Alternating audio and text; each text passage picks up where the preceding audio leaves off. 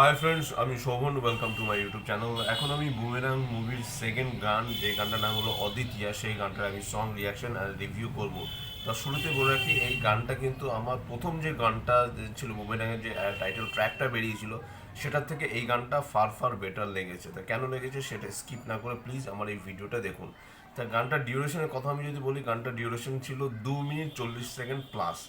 কেমন হয়েছে গানটা? গানটা কিন্তু খুব যে ভালো হয়েছে সেটা আমি বলবো না, কারণ কেন জানি একটা ব্যাপার আমার কিছুদিন মাথায় আসছে না, বুমেরাং মুভির এই গানগুলো না একটু ডিফারেন্ট টাইপের লাগছে। যদিও মুভিতে গান কিন্তু মানে অন্যরকম একটা পজিটিভ একটা সাইড থাকে।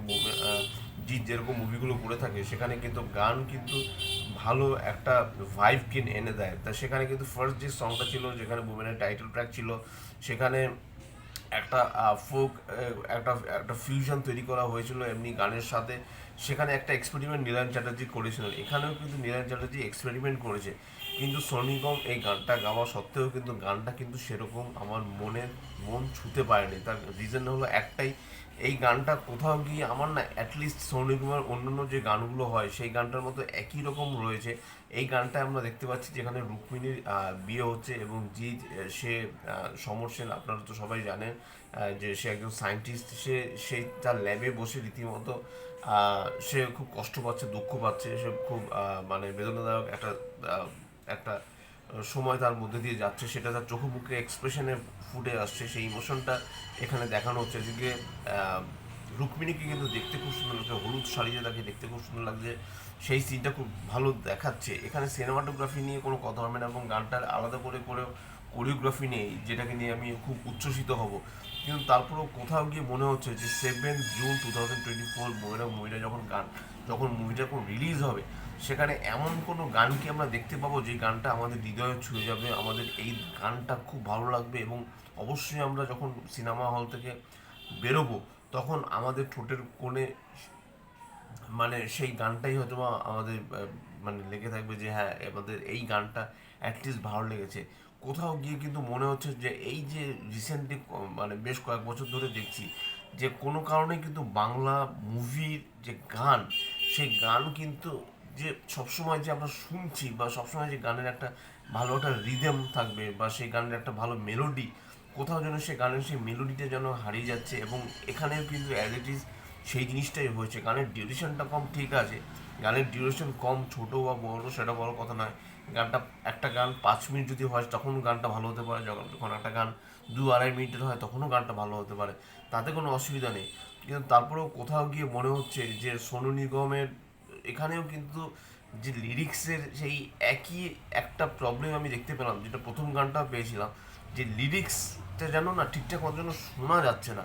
সেখানে সাউন্ডটা এত বেশি করে মানে চাপিয়ে দেওয়া হচ্ছে, যার ফলে কী হচ্ছে, লিরিক্সটা কিন্তু আমাদের শুনতে একটু অসুবিধা হচ্ছে। আর সোনু নিগম আপনারা জানেন, ইজ এ ভার্সেটাইল অ্যাক্টার।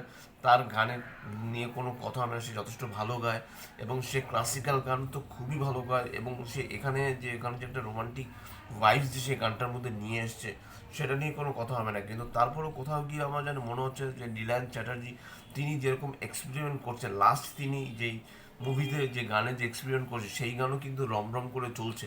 কিন্তু কোথাও গিয়ে আমার যেন মনে হচ্ছে যে বুমেরাঙে কিন্তু সেই জিনিসটা পেলাম না, সেই ভাইবটা কিন্তু গানের মধ্যে পাচ্ছি না, সেই প্রিমিয়ামনেস কিন্তু গানটার মধ্যে পাচ্ছি না।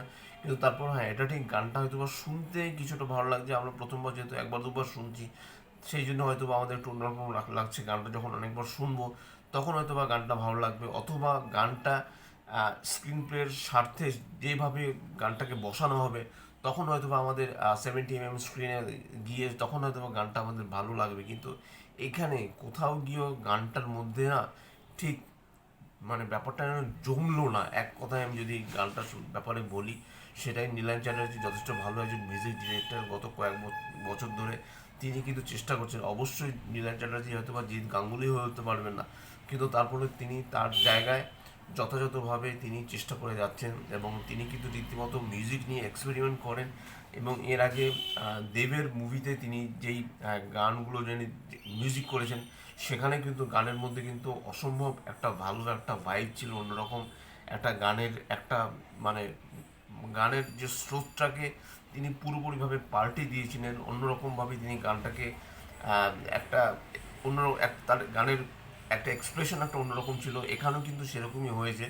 তো যাই হোক, মোটামুটি গানটা আমার লেগেছে। জিতকে দেখতে অবশ্যই খুব সুন্দর লাগছে, তার সাথে রুকুনিকেও তো দেখতে বেশ সুন্দর লাগছে, দুজনকেই দেখতে বেশ ভালো লাগছে। তাদের যে কেমিস্ট্রিটা যে জমে যাবে সেটা নিয়ে তো কোনো কথাই হবে না, সেটা বলাই ভালো। আর বেশি দিন নেই, আর এক মাসও নেই।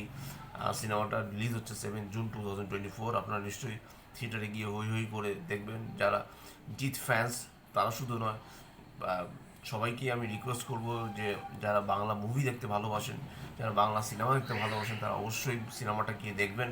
এবং এই গানটা নিয়ে কার কী বক্তব্য সেটা যদি প্লিজ আপনারা যদি কমেন্ট বক্সে আমার সাথে একটু শেয়ার করেন, তাহলে হয়তো একটু ভালো হবে। এবং গানের লিরিক্সটা আমার মোটামুটি লেগেছে। আগের গানটার থেকে এই গানটা কিন্তু আমি বলবো ফার ফার বেটার। আগের গানটাকে আমি যদি 100-তে যদি আমি 40 দিই, তাহলে এই গানটাকে আমি অবশ্যই 100-তে আমি 60 দেবো। এরকম একটা গান, মানে গানের আমি যদিও একটা গানকে কখনো নম্বরে বিশ্বাসী নই, বা আমি সিঙ্গার নই যে আমি যে গান নিয়ে যে খুব ভালো অনেক কিছু বুঝি, কিন্তু তারপরও অ্যাজ এ দর্শক, অ্যাজ এ শ্রোতা হিসেবে, বা অ্যাজ এ ইউটিউবার হিসেবে একটা গানের সং রিয়াকশন বা রিভিউ, আমরা সাধারণত একটা গানের যে চুলচেরা বিশ্লেষণ করে থাকি, সেই চুলচেরা বিশ্লেষণের খাতিরে কিন্তু আমি বলবো যে গানটা কিন্তু আরও একটু বেটার আশা করেছিলাম। এবং কোথাও গিয়ে মনে হচ্ছে যে নিগম, সেই পুরনো সোনু নিগমকেও যেন আমরা ঠিকমতো ফিরে পাচ্ছি না। তো যাই হোক, কিছুটা আমি হতাশ। আমি আশা করেছিলাম যে এই গানটা যেহেতু সোনু নিগম গাচ্ছে, কাজেই এই গানটা হয়তো বা অনেকটাই ভালো হবে, প্রথম গানটা থেকে এই গানটা হয়তো বা ফার ফার বেটার হবে, কিন্তু সেই জিনিসটা হয়নি, আমাকে যথেষ্ট হতাশ করেছে। এই গানটা কিন্তু মোটামুটি লেগেছে, অ্যাভারেজ থেকে বিলো অ্যাভারেজ নয়, এই গানটা আমি বিলো অ্যাভারেজের উপরেই রাখবো। এই গানটা আমার অ্যাভারেজ লেগেছে। এটাই ছিল আমার অদ্বিতীয় গানের সং রিয়াকশন আর রিভিউ। যদি চ্যানেলটা ভালো লেগে থাকে, লাইক, শেয়ার, কমেন্ট এবং সাবস্ক্রাইব করতে ভুলবেন না।